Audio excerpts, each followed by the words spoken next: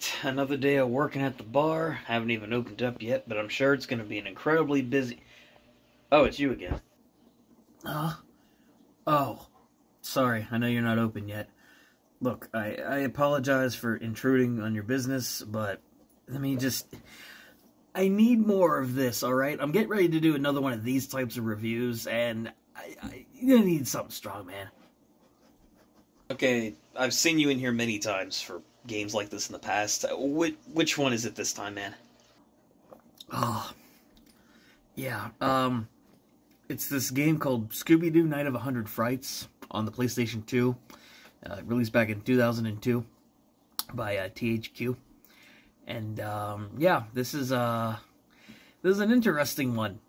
Another mediocre license game for the books. I have endured so many of these things that, it's getting to be a little much. Seriously? One of the most iconic cartoon characters in series of all time? Are you seriously telling me that a Scooby-Doo game can be that bad? To the point where you're drinking yourself away again? Ugh. What, you don't think that this one can be mediocre? Just wait till you see the video. In the words of Scooby-Doo, Ruh-roh, Raggy.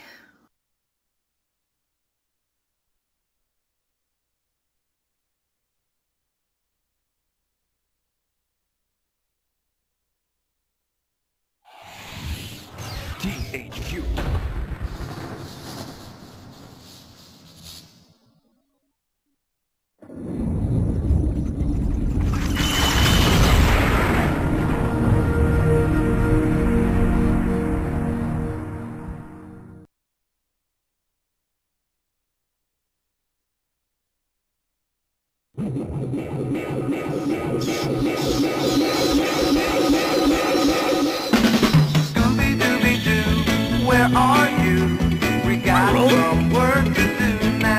We are now officially 2 for 2 for mediocre and borderline horrible Scooby-Doo games that I've covered here on this channel. With Scooby-Doo Night of 100 Frights, originally released on the PS2, being the second of those games. Now, I'm not gonna lie to you guys, when this one won the poll, I was genuinely surprised in some ways. Because this is a Scooby-Doo game that really doesn't get talked about a lot nowadays. And a few years ago, I went to play this game. And I went out of my way to find it, purchase it from a local game store, and try it out, because I heard that it was one of the better licensed games out there. A lot of people really enjoyed this one. It's a solid platform experience, has a lot of that old-school Scooby-Doo charm, similar to what they said about Cyber Chase on PS1, which honestly wasn't good to hear about to begin with. So I was genuinely curious to see how this game turned out. The end result, unfortunately, ended up being another mediocre licensed game experience. So, with that in mind, to those of you who are big fans of this game, I'm glad that you guys see something really good about this one, because, well, this one isn't one of the worst licensed games I've covered here on the channel by any means. Definitely not as mediocre as something like Incredibles or Cars on the Game Boy Advance. This game is not that much better, so let's just start breaking it down. This game visually really doesn't have anything to talk about. Every single 3D game that I've talked about here on the channel in some regards, from the PS2 era, Scooby-Doo ticks that traditional box right away. The environments look fine enough, the different levels that you go through, the character models for Scooby and the gang, the haunted house that you explore, the outer garden areas, the dock areas. You know, everything about this game looks fine. It definitely screams early PS2 3D visuals. It doesn't look as impressive as a lot of other titles on the system, something like Final Fantasy X, for instance, which came out the year before. But keep in mind, this is a licensed game. I'm not expecting anything flashy or impressive to hold up today. This game doesn't really blow me away in the visual department. It just looks like every other 3D game from that time frame, so it's fine. Scooby-Doo, if you come through, you're gonna have yourself a Scooby snack. That's a fact. Scooby-Dooby-Doo, here are you. You're ready and you're willing. If we can count on you, Scooby-Doo, I know we'll catch that villain. The plot here tries to be more original than a typical licensed game affair, with Scooby and the gang going to visit a childhood friend of Daphne's known as Holly Graham and her famous professor father, who ends up being kidnapped by the villain of this game called the Mastermind. They live in this big haunted mansion where a bunch of iconic villains from the Scooby gang's past suddenly appear, and they start wreaking havoc all over the place. So it's up to Scooby and the gang to work together and figure out who the Mastermind is, and how these old iconic villains ended up coming back. Let me just tell you guys right now, I'm not going to bother spoiling anything for the story because there's really nothing to spoil. You're going to know who the bad guy is right off the bat, and then when you find out that all the monsters are actually holograms being projected by the mastermind and they're not actual enemies that you're fighting, keep in mind the wordplay on Holly Graham, by the way, for Daphne's friend. It's a bit of clever wordplay they tried to use to foreshadow the big bad guy of the game. So, yeah. This story here is non-existent. There's nothing really for me to talk about. There is some charm here and there, like I've talked about in the Cyber Chiefs review a few years ago, with dialogue between the Scooby gang, interactions with Scooby and Shaggy. Some of Shaggy's dialogue can actually be pretty funny and witty. And there is some fan service here and there with the appearance of a lot of old-school Scooby-Doo villains and references to the original TV show. But this is a nothing story. There's nothing really to talk about. Holly Graham and her father barely show up, and they're not very interesting. The groundskeeper, he has some interesting pieces of dialogue here, but not really anything in depth to note. The Scooby gang themselves don't really appear that much either, with the exception of being captured by some boss fights throughout the game. The best part about the story is the interactions between Scooby and Shaggy, and that's rarely a thing. This is a nothing plot. It's very bland, it is very boring, there's no substance to it, there's no real high stakes, there's not really a ton of fan service to make you interested in the plot. This is a simple, straightforward platforming game story with barely any substance.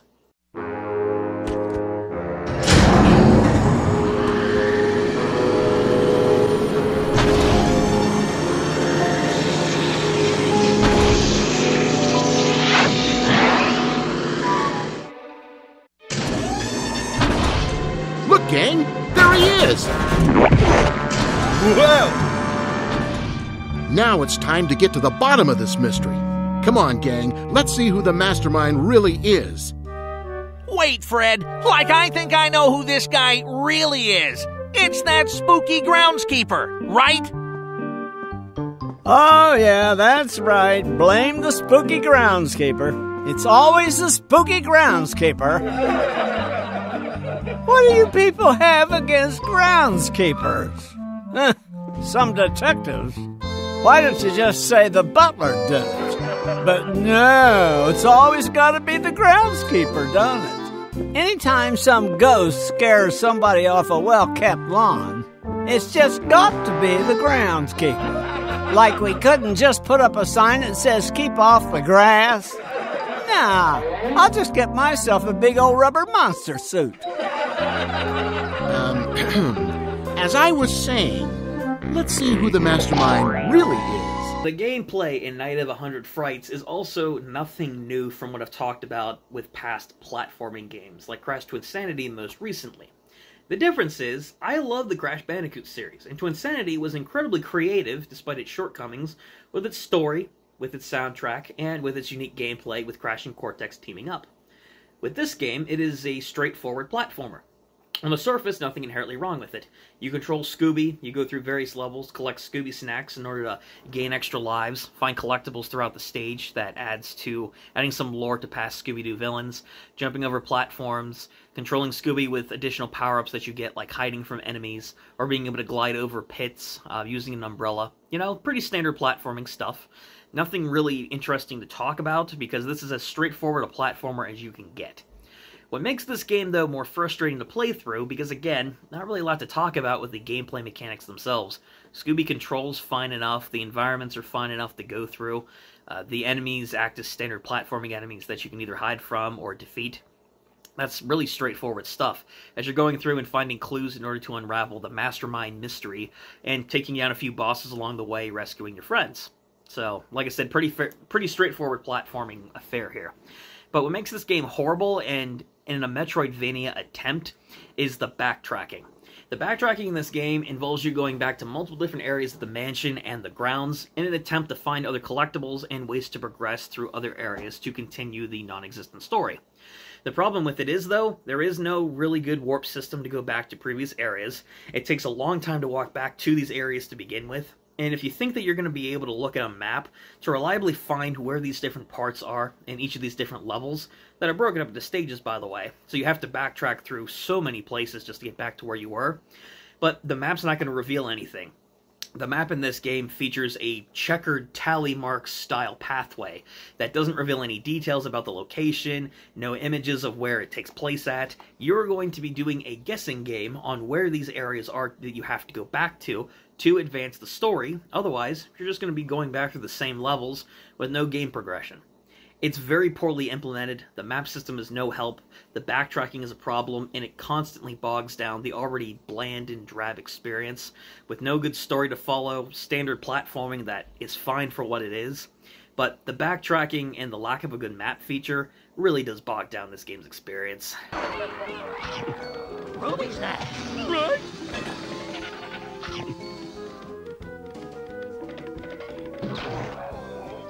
Ruby? Right? Ruby?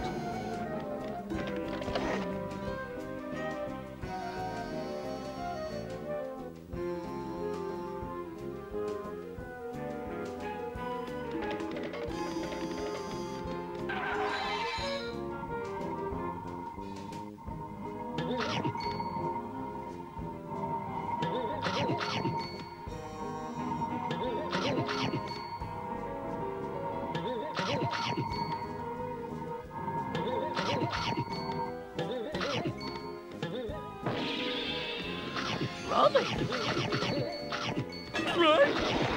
Ruby snacks. Run, roll, the gargoyle. Whippy!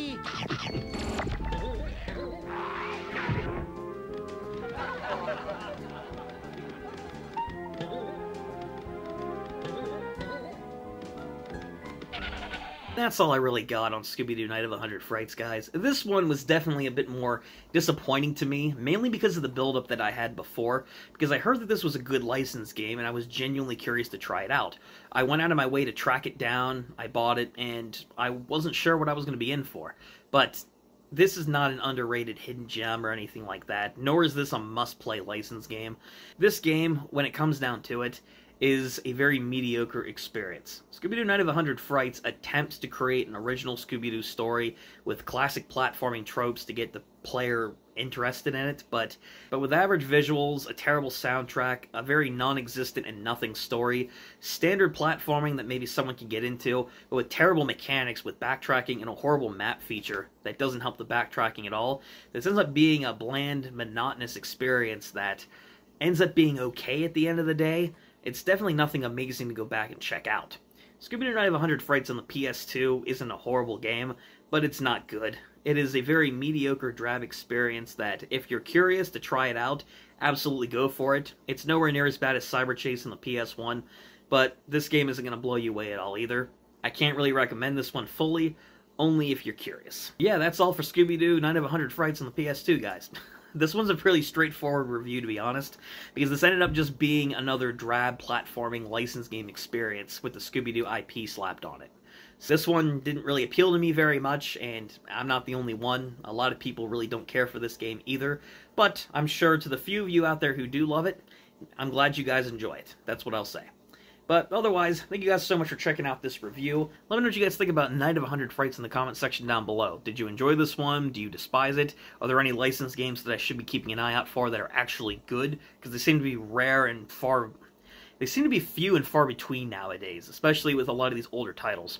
But let me know your thoughts and feelings on the video and the game in the comment section down below. Subscribe to the channel if you guys want to keep up with future reviews, gameplay videos, collaborations, unboxings, and everything else we do here on the channel. And like the video if you guys did enjoy. Otherwise, this has been all from me. And until next time, this has been Ryan from The Nostalgia Factor saying, keep on gaming.